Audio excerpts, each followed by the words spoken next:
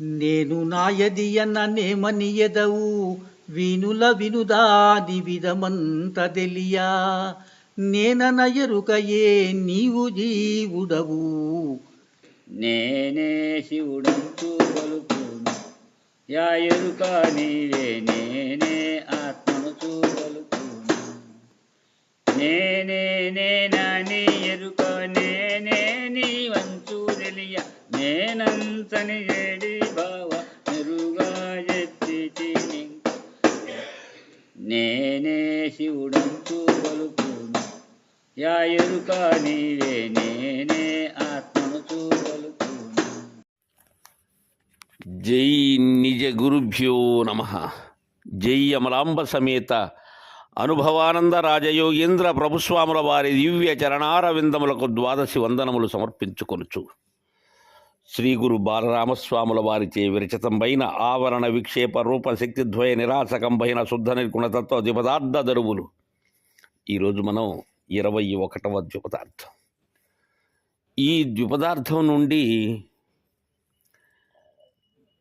41వ ద్విపదార్థం వరకు కూడా అచలబోధ అవగాహన గావిస్తూ ఉన్నారు బాలరామస్వాముల వారు.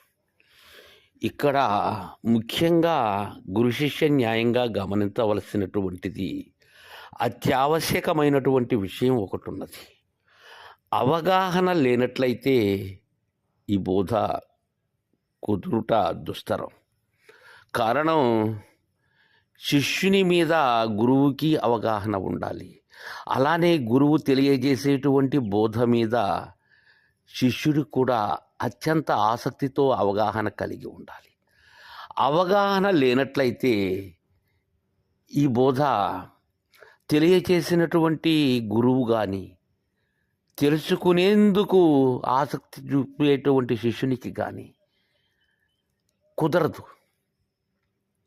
అవగాహన లోపం వల్ల అనర్థాలకు దారితీస్తుంది. ఉన్నది ఉన్నట్లుగా తెలియాలి అంటే గురువుతో పాటుగా మనం ప్రయాణించవలసినటువంటి అవసరం ఉన్నది.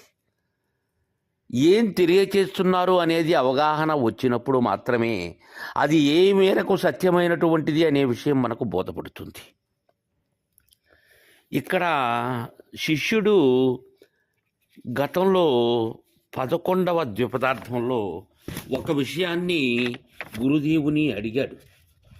ఏమని? గురుదేవా, నేనెవ్వడనో కానీ నా నిజం బెరుగా, నా నిజం విధి అని నిక్కంబెరుంగా అని.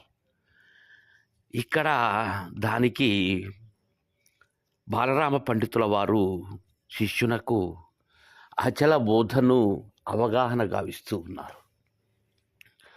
నాయన శిష్య, నేను నాయదియన నేమనియదవు వీనుల విను దాని విధమంత తెలియ నేనన ఎరుకయే నీవు జీవుడవు.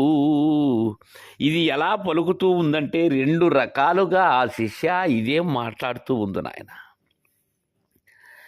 నేను నాది అని ఏది అంటున్నది? ఇదే అంటూ ఉన్నది. ఇది అసలు నీవేమి భావిస్తున్నావు? నేను నాయది అనగా ఏమని అంటున్నావు?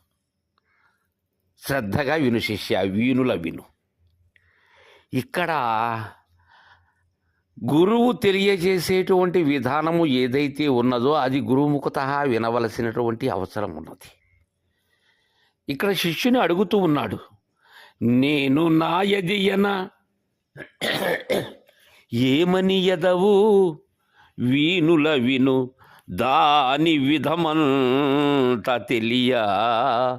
ముందు ఈ నేను నాది అని ఏదైతే అంటూ ఉన్నదో దాని విధమంతా నీకు ఎరుగజేస్తాను శిష్య.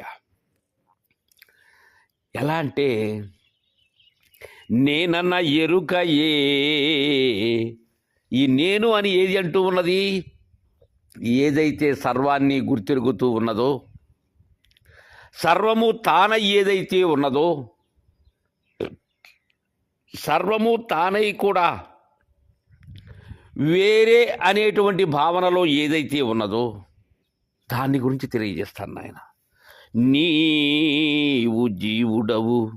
నీవెవరివి? జీవుడవు. కించజ్ఞత్వాది గుణములతో ఉన్న జీవుడవు నీవే.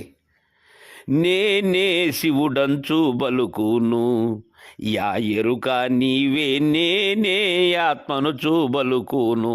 ఇది 2 రకాలుగా అనేటువంటి లక్షణం దీనికి ఉన్నది నాయన. ఈ ద్వయదోష లక్షణము దీనికి ఉన్నది. నీవే, ఈ నేననేటువంటి ఎరుకే నీవు జీవుడవు, నేనే శివుడను అని పలుకుతూ ఉంటుంది. సర్వజ్ఞత్వాది గుణములతో ఉన్న నేనే శివుడు అంటూ ఉన్నది, నిన్ను మాత్రము జీవుడు అంటూ ఉన్నది.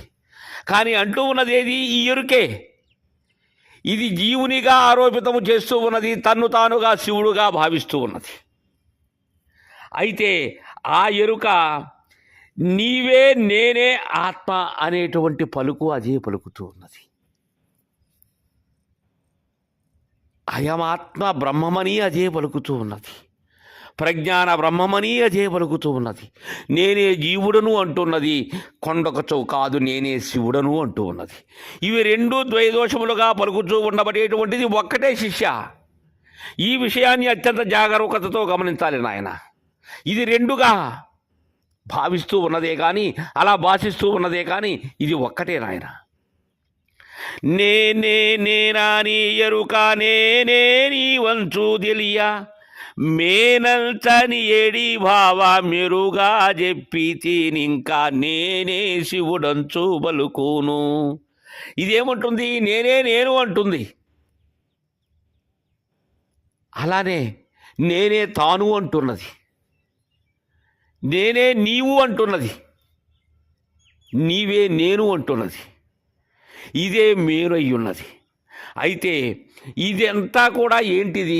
మూలము లేని గుర్తెరిగే శరీరం యొక్క చేష్ట, ఈ ఎరుక యొక్క చేష్ట, ఎరుక యొక్క ద్వైదోషముల యొక్క రాపడి ఇది. అలా భావిస్తూ తన్ను తానే మోహిస్తూ, తన్ను తానే మరుస్తూ, తన్ను తానే ఎరుగుతూ, తనే అన్ని అనుకుంటూ, తాను విలక్షణంగా ఉన్నాను అనుకుంటూ, కాదు తానిలో నేను ఉన్నాను అనుకుంటూ, ఇలా ద్వైదోషములతో తన్ను తాను ఎరుకకుండా ఉన్నదయ్యా. ఆ భావాన్నే ఎరుక చెప్తూ ఉన్నాను నీకు. ఇదే శివుడిని పలుకుతూ ఉన్నది, ఇదే జీవుడిని పలుకుతున్నది. ఈ 2 రకములైనటువంటి విధానాలు తనే ఆలోచిస్తూ ఉన్నది, తనే అవలోకిస్తూ ఉన్నది, తనే ఆరోపితమై ఉన్నది. కాబట్టి శిష్య, దీనిని జాగరూకతతో వినాలి నాయన. ఈ అవగాహన నీకు రావాలి ముందు.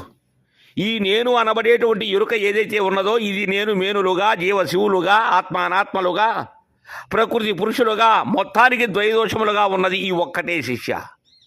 ఇది ఏమీ లేకనే సర్వము తానైనట్టుగా భావిస్తూ ఉన్నది నాయన. ఈ అవగాహన నీకు రావాలి. ఈ అవగాహన వచ్చినట్లయితేనే అచలబోధ నీకు అవగాహన అవుతుంది. కాబట్టి నీవు అడిగినటువంటి దానికి నేను నీకు అవగాహన కల్పిస్తూ తెలియజేస్తూ ఉన్నానని బాలరామ పండితులు వారు తెలియజేశారు. తరువాయి ద్విపదార్థాన్ని రేపు ముచ్చటించుకుందాం. జై గురుదేవా.